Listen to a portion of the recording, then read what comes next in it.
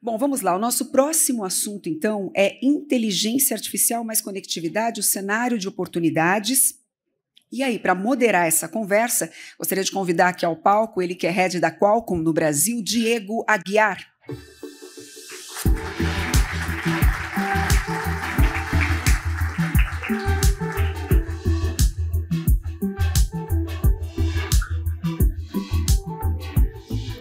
Muito bem.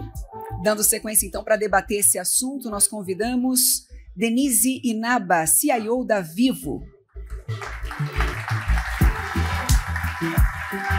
Convidamos ainda Rodrigo Duclos, CDO da Claro.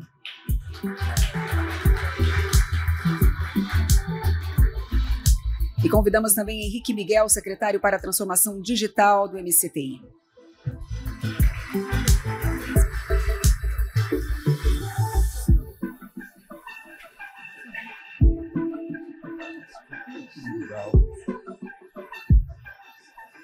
Muito bem, podemos seguir então com a palavra o moderador. Diego. Muito obrigado, boa tarde a todos. Só reforçando o que foi falado aqui, eu não perderia um segundo que o pessoal vai trazer para a gente aqui sobre AI, viu? Acho que ao longo da manhã a gente viu como a inteligência artificial vem moldando e, obviamente, disruptando diversos setores. Aí a conectividade tem um papel preponderante nesse cenário. E aliado a isso, mais recentemente, a gente vê também a otimização de modelos de inteligência artificial sendo processados em dispositivos como celulares, computadores, IoT. E isso, obviamente, aliado à conectividade, traz um mar de oportunidades, eu diria, né? E para começar o nosso painel, obviamente, até por uma questão lógica, Denise, eu queria que você falasse um pouquinho para a gente de como tem sido a jornada da Vivo na adoção de inteligência artificial. O que você pode ressaltar aqui de principais entregáveis que vocês tiveram ao longo do último ano? Bom, primeiramente, boa tarde a todos. Agradeço o convite aqui ao painel. Cumprimento o secretário, Rodrigo, Diego. E é muito legal falar. Eu sei que é o tema que está em moda, todo mundo só fala de IA, né? Mas falar da história da Vivo, que é uma história que vem de longa data. Se eu pensar na tecnologia em si, acho que tem um marco que a gente considera um marco emblemático, 2018, quando a gente lançou a Aura, a nossa inteligência artificial usada nos nossos chatbots, né, que hoje já está bastante consolidada, presente em diversos canais, sendo o principal deles o nosso aplicativo. Para vocês terem uma ideia, hoje a Aura atende 4 milhões de usuários únicos por mês interagem com a Vivo através da nossa inteligência artificial, né? Mas eu, inclusive, considero um marco anterior a esse como a data inicial, o marco zero dessa nossa história, que é quando a gente começou lá atrás, há uns 10 anos, o nosso projeto de Big Data, Diego, porque acho que é importante ressaltar aqui o poder, né, aqui dos dados dentro desse mundo da inteligência artificial. Então, a gente começou a construir lá atrás nosso Data Lake. Hoje é o terceiro maior Data Lake da América Latina, tem 26 petas de dados, e esses dados nos ajudam muito a potencializar o uso da IA. Então, para mim, ele é o grande embrião. Mas falando de generativa, que é, né, a tecnologia aqui da vez mais moderna, a Vivo também foi pioneira. A gente começou nossa história lá em 2021, antes, inclusive, de virar uma interface pública, estudando os modelos. Depois firmamos uma parceria importante e estratégica, né? Começamos ali com a OpenAI, depois expandimos, atuando em duas grandes vertentes. Primeiro, a excelência, né, a experiência do cliente, e outro, olhando para os nossos colaboradores. Acho que, no caso da experiência, o caso de uso mais emblemático foi comentado aqui pelo nosso colega da TIM, usando um copiloto no call center. A Vivo também tem um caso similar, hoje já presente em nossos call centers, tanto os de B2C quanto B2B. A gente está expandindo agora para as lojas, já são 19 mil usuários que interagem com a nossa inteligência artificial mais de 5 milhões de vezes por mês, fazendo perguntas e ajudando a gente a aprimorar a tecnologia, a treinar, né, com resultados já bastante expressivos. Então, a gente tem redução medida de tempo de atendimento de 9% no B2C, 4% no B2B, além de redução de rechamada, então mais qualidade, né? E Para o cliente, que eu acho que esse benefício é muito legal, porque ele é atendido mais rápido, né, com mais precisão, com qualidade. Então, isso nos anima. Esse é um caso de muitos. A gente tem outros N casos, quase 200 casos de inteligência artificial dentro da Vivo. E para o colaborador, acho que vale só destacar que a gente criou um ambiente, né, o nosso Vivo GPT corporativo, né, seguro, porque tem o outro lado do risco da IA, para que a gente pudesse fomentar esse uso, né, de forma muito responsável, ética e segura, né, e que promovesse o letramento para que todos os nossos colaboradores tivessem contato cada vez mais e criassem um repositório de dados para promover um reuso dentro da companhia, que é enorme, né, e uma adoção cada vez maior da IA, começando pelos colaboradores. Bacana. E é interessante ver, porque, de fato, uma rede de telecom trafega uma quantidade consideravelmente grande de dados, né? E aí, pegando um pouco esse gancho do Kloss, como é que uma cultura de uma empresa, né, que vem se transformando ao longo do tempo se adapta a esse novo ambiente de AI, né? Como chegar e se manter, né, up-to-date nesse ambiente? Acho que bom, primeiro, boa tarde e desculpa pelo atraso do almoço, então. Acho que esse é o ponto fundamental. Esses dias eu ouvi um VP da McKinsey comentando que 90% do investimento que eles fazem é em change management.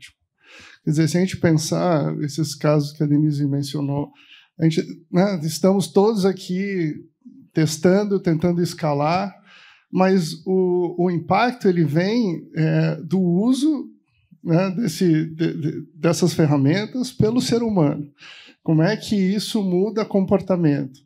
E se as pessoas não usarem, não muda nada, né? Se ficar lá sentada os dados e a inteligência e a generativa e tal, e ninguém souber como tirar proveito, como impactar o cliente, como transformar, usar essas coisas para gerar uma experiência melhor, mais agradável, como antecipar o que o cliente quer numa interface digital, num aplicativo, e diminuir a velocidade, né, assim, diminuir os passos, aumentar, conseguir prever o que ele quer e conseguir transformar isso em NPS positivo, não serve para nada, né? Então, acho que esse é uma grande mudança, especialmente em empresas, e aí, assim, a gente está no Telebrasil aqui falando, uma comunidade de técnicos e engenheiros, que o Pedro Mandelli falava em gentólogos e coisólogos.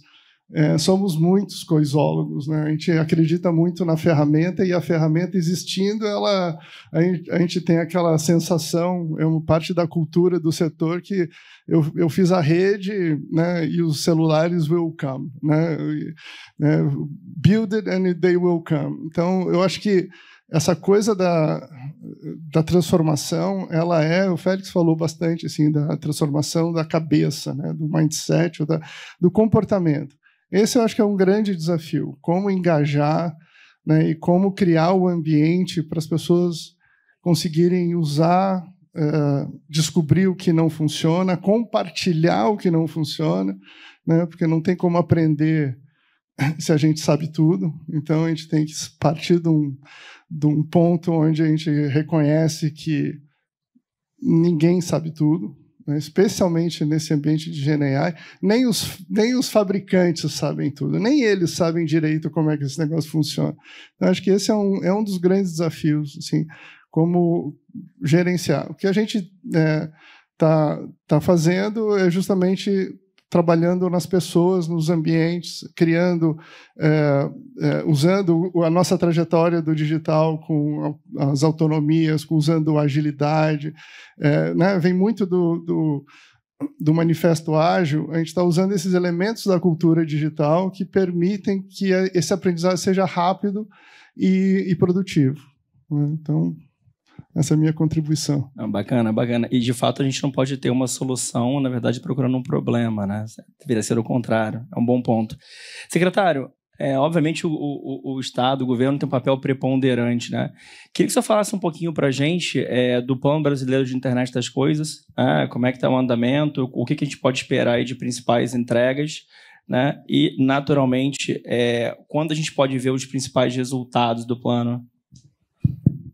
Bom, inicialmente, boa tarde, senhoras e senhores, Denise, Rodrigo, Diego. É muito bom estar participando aqui de um painel que traz também questões que chegam até nós, do governo, relacionadas a essa importante questão.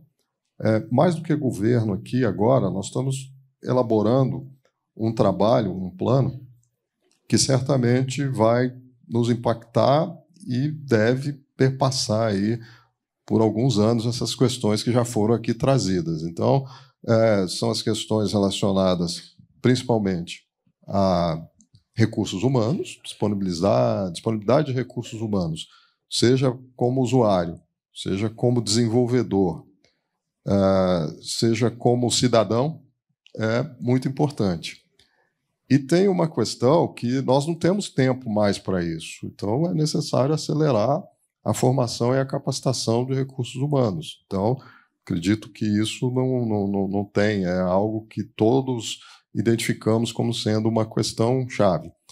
A outra questão que demanda uma preocupação também de todos nós é a infraestrutura necessária para se desenvolver as soluções de inteligência artificial de uma forma ampla. Não ter determinadas tecnologias que você precisa para o desenvolvimento das soluções que serão implementadas nos produtos, nas diversas ferramentas que hoje já utilizamos e que viremos a utilizar no futuro, é também um fator de preocupação.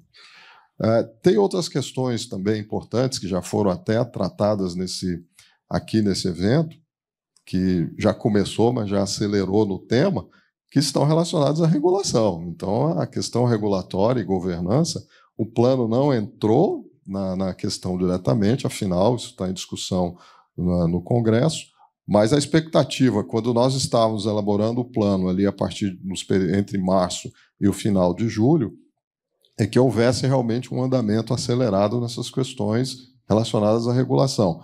Mas, assim, na minha avaliação pessoal, mas observando o cenário, devemos ter uma regulação, como o mundo todo está propondo, alguns na frente, principalmente a União Europeia, Estados Unidos e alguns estados dos Estados Unidos estão avançando, como outros países, mas certamente isso é um ciclo que se inicia.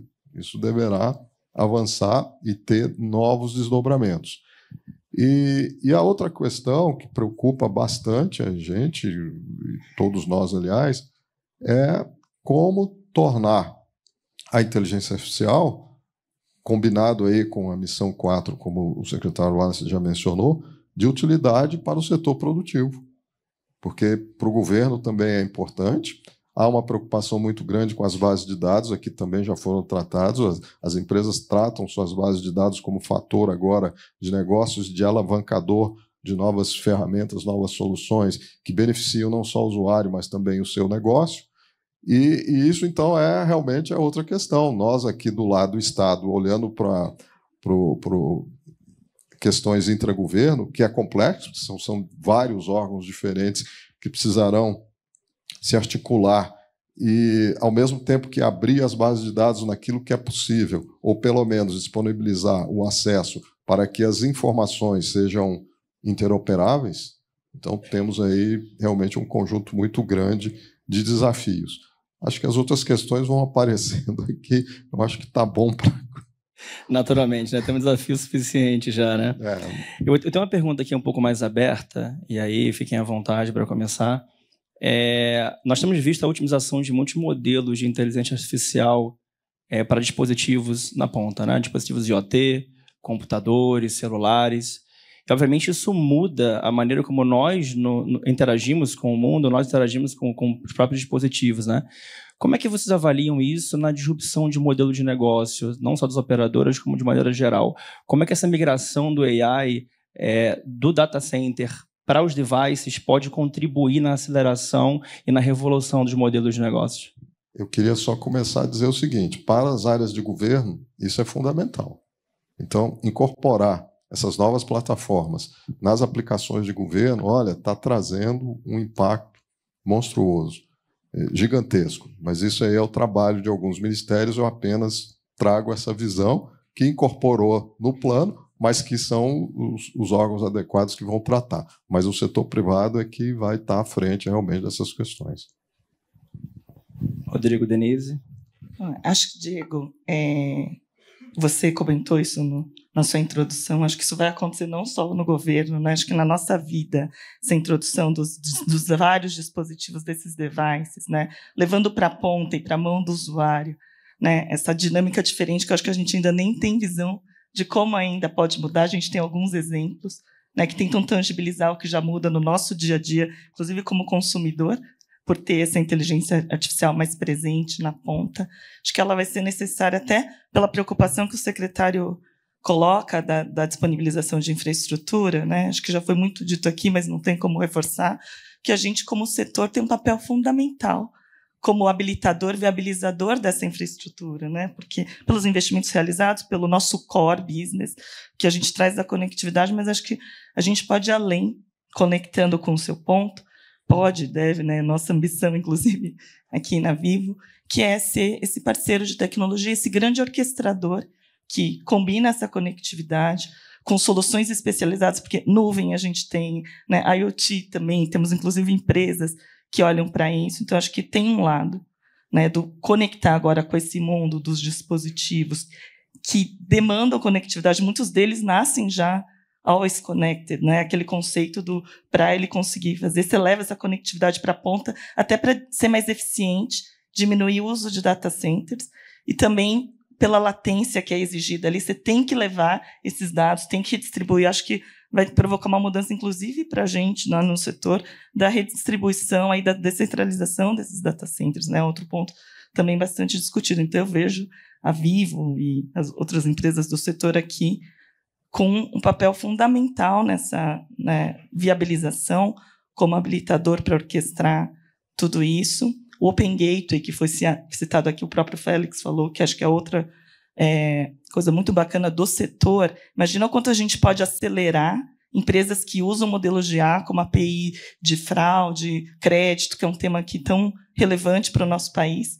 Usando as APIs, a gente pode acelerar esses modelos das empresas, então, ajudar as empresas na adoção, na aceleração, incluindo esse mundo todo dos dispositivos para ser mais eficiente. Acho que a gente também é um grande laboratório quando a gente adota com os volumes, né, que todas as operadoras têm aqui, testa, acho que o Rodrigo comentou um pouco disso. Aplicar para dentro é fundamental para lidar com questões de segurança, de ética, de privacidade. Então, o modelo nada está pronto, a gente tem que testar, errar, aprender, para depois levar isso, exportar isso para o mercado já mais maduro, né, já chancelado. Então. Legal. Olha, eu acho que essa é uma questão que não tem resposta, né? Assim, o quanto o device vai ser importante para rodar pequenos modelos e acelerar algumas aplicações locais, conceitualmente é uma grande dúvida. Acho que a gente vai ter que ver a dinâmica do mercado. Me parece um vetor de instabilidade, potencialmente de criatividade. Acho que joga para o campo de quem está desenvolvendo aplicações nos quais, né, esse campo nos quais a gente participa como operadora, né, na história de subir na cadeia de valor, de prover serviços. Quer dizer, como que a gente usa esse potencial computacional do device para melhorar a experiência do usuário. Eu não acho que tenha uma predominância de uma tendência ou de outra. Eu acho que, até porque é um país desigual, né? Tem os $2 lá do celular, que hoje a batalha é fazer com que aquilo seja um smartphone. Então, certamente ali não vai rodar muitos modelos, mas tem os outros high-ends. Como é que a gente usa esse poder computacional distribuído para criar valor, para ter coisas úteis para a população, e como é que os players de software, né, os donos de aplicativos usam isso. Eu acho que, voltando e concordando com os dois, a gente tem um papel fundamental de viabilizar isso, né, e de liderar, de mostrar o caminho, né, e como faz isso? Experimentando, walk the talk, né, assim, fazendo o que pratica. Então, usando e mostrando que é viável, que é possível, que especialmente que é economicamente viável, porque a gente fala muito de IA e GenAI é a melhor coisa que aconteceu para inteligência artificial, né? Retomar os projetos de machine learning, de deep learning, de entender que é de dados que a gente está falando, então como coleta, como armazena, como governa, né? A tua AI é tão boa quanto os dados que tu entrega para ela ou usa nela. Então isso é um grande desafio. O device em si, eu acho que vai ter, né, vai ter um papel importante, mas acho que esse não é o principal dilema do mercado. E secretário, indo um pouco nessa linha, né, da estrutural que a gente tem, o que você apontaria hoje as principais carências e necessidades estruturais do país para a inserção do Brasil nessa era da AI, e quais as nossas vantagens nesse contexto? Bom, de uma forma geral, eu apresentei já alguns itens. Né? A questão da infraestrutura, ela é realmente importante, recursos humanos também. Investimentos, é necessário e apoiar as empresas na disponibilização de recursos, no acesso a esses recursos para a realização de investimentos. Uma área importante, carente, que possibilita financiamento para a implantação de data centers, também é um trabalho em conjunto com o MDIC, que estamos fazendo, o BNDES apoia também, através de financiamento com recursos mais acessíveis. Também a alteração e o estímulo na produção de equipamentos que são utilizados nos data centers é outra questão também extremamente relevante, mas eu incluiria os itens principais, isso decorrente do levantamento e dos estudos que fizemos na elaboração do plano, realmente nessa carência básica de infraestrutura, realmente, de recursos humanos, né? E o aspecto regulatório também é importante. Do lado do governo, apareceu um outro item-chave, uma questão-chave muito debatida, que está relacionada à soberania de dados, à estruturação e o trabalho para dispor de uma política de infraestrutura de dados e a questão de segurança cibernética. Essa aí também é uma questão-chave que foi muito debatida nas iniciativas que demandarão, então, esforços de todos nós na continuidade da disseminação avassaladora da inteligência artificial. Pelo menos esses. Teremos realmente outros, né? Mas, assim, são questões já mais sensíveis que, por outro lado, a gente verifica que não impactam tanto a nossa sociedade, que é, por exemplo, gostar da tecnologia, utilizar, acessar a tecnologia. Há uma facilidade reconhecida, muito grande, no acesso a essa tecnologia. O problema é que, às vezes, a gente acessa sem um pouco de precaução e é necessária. Tá? Mas, enfim, isso é um fator positivo. Uma massa, uma população jovem que também poderá ser facilmente treinada e mobilizada, porque tem interesse nessa área. Também é uma facilidade. Agora, os gargalos também nós conhecemos. Há também um interesse, uma observação muito grande que nós identificamos, que é o seguinte: rapidamente, as empresas, o mercado, o setor privado, algumas áreas de governo já estão efetivamente utilizando a tecnologia de IA, e isso já é identificado como um benefício muito grande. Então, nós já reconhecemos que, apesar dos riscos, também temos benefício. Agora, é claro, há o outro lado da moeda. Questões éticas, questões realmente de disseminação de informações que são facilmente elaboradas com os recursos de IA e que nem sempre espelham a verdade. Então, tem aí toda essa questão, voltando de novo, aspecto regulatório. Então, os aspectos favoráveis existem, o uso já é intenso, é disseminado. Nós temos uma longa jornada a percorrer no sentido de desenvolvimento de tecnologias de IA, as mais diversas possíveis. Aí nós estamos falando dos chips necessários para IA, que estão concentrados em poucas empresas, para não dizer uma empresa. Tá? Mas temos potencial, sim, para desenvolver as ferramentas, as aplicações, estruturar nossas bases de dados, termos uma autonomia, uma soberania relativa, é impossível uma soberania completa. Então, são políticas que, se bem executadas e isso a gente não tem dúvida, até repito, pela essa pequena amostra que tivemos aqui, o interesse de importantes segmentos da área privada, em particular do setor de telecom, que realmente tem um conhecimento muito forte, não só tecnológico, mas também que vislumbra os próximos horizontes, mas também outros segmentos relevantes, que essas defasagens, ou essas carências, ou essas lacunas, ou essas dificuldades poderão ser superadas.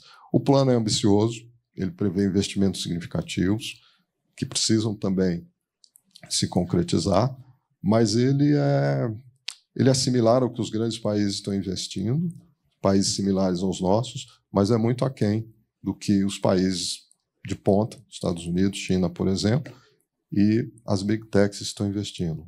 A nossa estimativa de 4 bilhões de dólares nesses próximos 4 anos e meio, é assim, vou ser otimista, 1/10 para menos do que as grandes companhias estão investindo. Então, essa é outra questão também.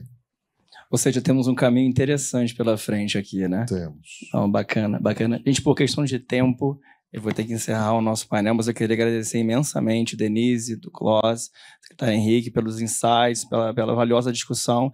Eu queria pedir uma salva de palmas para os nossos debatedores. Muito obrigado e boa tarde.